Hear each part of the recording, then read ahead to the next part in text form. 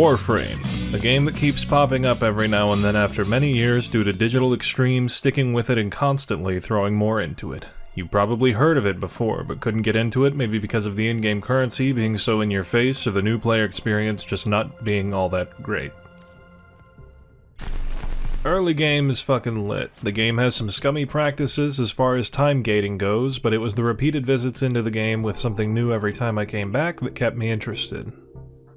That, along with discovering dev streams and the incredible community surrounding this game. Oh, people want to see if he squats with you. No, Not yet. Not yet. Not yet. Yeah, exactly. Oh! There he is, little guy!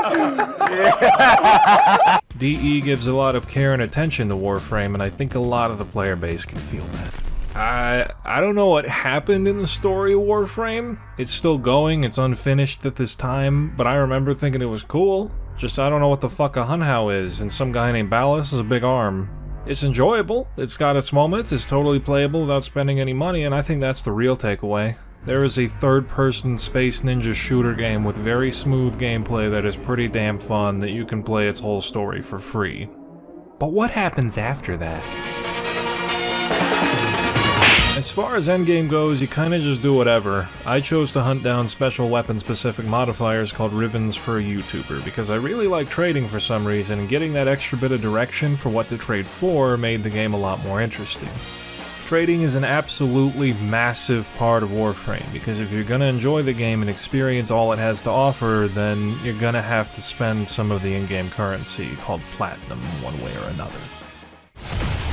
Back to endgame, it can be a drag sometimes. Doing the same thing over and over again with little reward, playing the same tile sets against the same enemies. That's kinda what the game is the whole time, but earlier in the game the rewards pool into many different options of progression and actually feel rewarding.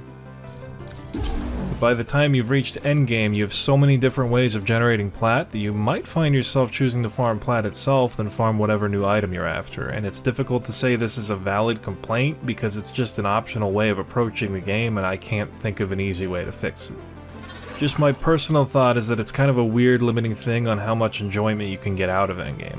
Farming certain frames like Harrow can be very tedious and time-consuming when compared up against just selling some mods and forking over the platform, but the sense of pride and accomplishment is far lessened, because you didn't really farm the frame itself. And related to that topic, there's very little content in Warframe that you can't just buy with plat, and that content might not be worth investing the time to get anyway. And it's a side grade. Or it's just implemented poorly by locking it behind daily logins.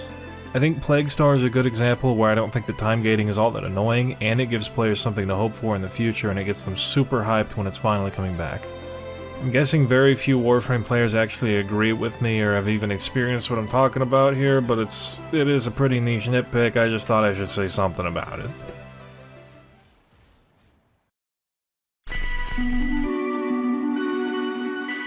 For my final complaints, Kuva farming is hell. Standing, though drastically improved, still kinda sucks as a system in general for the Plains and Fortuna.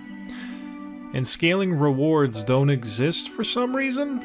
Above all of that, sticking with this game can be very demoralizing. DE kinda has a cycle of releasing updates that aren't very fun or good, getting feedback, then coming back later to try to fix it. That would be fine if they were actually trying their best, but it can feel like some patches are actually padding for time while they work on a bigger update for the future. So you can imagine waiting for Melee 3.0 has been pretty brutal. Though sort of contrary to my earlier pro, it might be nice to not get an update for a while and have the update we do get be playtested and enjoyable on release. Okay, and with that said, what's the overall verdict? Constantly playing and waiting from patch to patch can be entertaining, but can be fleeting and leave you feeling unsatisfied with every new patch. The game is probably best enjoyed when played casually. Once you've played all you feel the game has to offer you, just take a long break from it and come back to many new large content pieces that have received player feedback already and gotten better over time. The earlier moments in this game are some of the most fun I've had in any game ever. This game really does put many others to shame, all while feeling like a personal, ever-changing, weird mishmash of exactly what every player playing wanted this game to be, and that's why this game is so good. It's lightning in a bottle. I hope DE can keep it that way, and for that reason, Warframe gets a 4.5 out of 5.